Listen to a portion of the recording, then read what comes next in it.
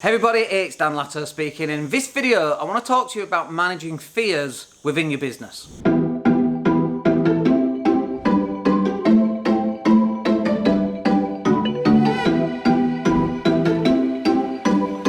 Hey everybody, it's Dan Latto speaking. Hope you're well today. So let's talk about some of the fears that I had in my business and what we did to adapt to overcome them. So one of the biggest fears for any business, whether you've grown it or whether you're buying it, and we still have this fear when we're buying businesses because we don't know the business too well because we're buying it, but the fear is the continuation of income, cash flow. Like, we know how much money's coming in this month, but what about next month? And what about the month after? And can we really bring on this extra member of staff when we don't know how much money we're going to have next month and the next month and the next month?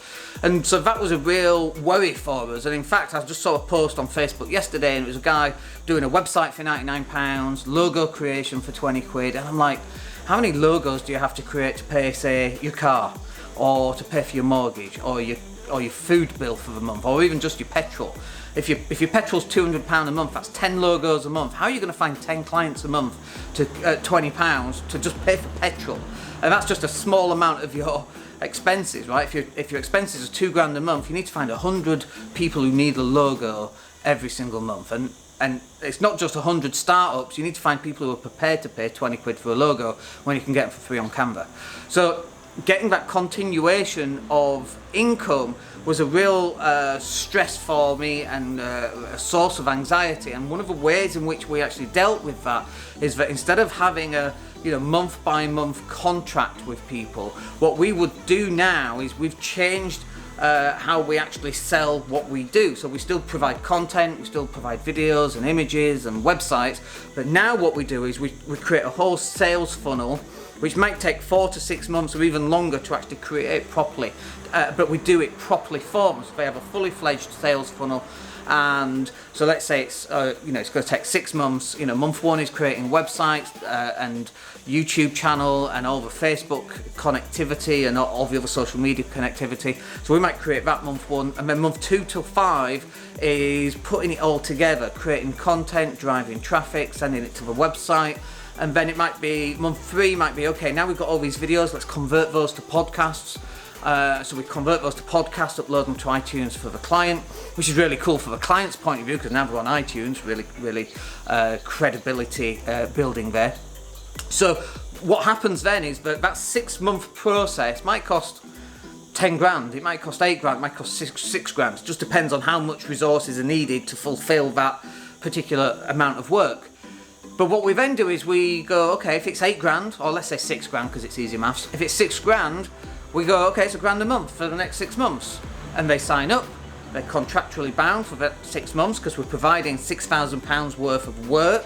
We just allow them to pay monthly because it makes it easier for them and it's better for us from a cash flow point of view. We don't want 6 grand up front because I don't know how much money we've got in month 2 to come in. We might have 0. And month 3, month 4, month 5, and we spend it all in month 1, that causes a real cash flow problem. So we love getting £1,000 a month, £2,000 a month, £500 a month, depending on how big this package actually is.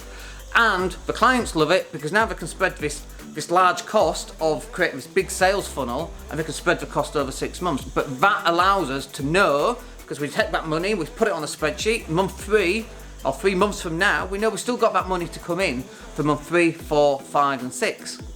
Or it would be month 4, 5 and 6, right? That's in 3 months' time. Does that make sense? So what that allows us to do is cash flow forecast for our business.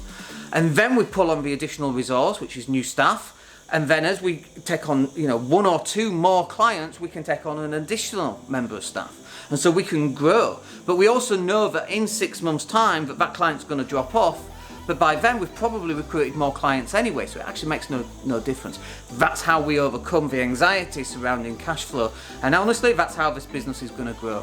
And the problem that we have now is that we have clients coming through wanting to work with us, and we're having to push back and slow them down because we don't want to grow too fast. Because as we know, fast growth in any business is not a good thing. You want slow, steady growth, manageable, grow it in a manageable way, so that you're not making mistakes, you're not pissing off clients, you're not letting team members down, and so on.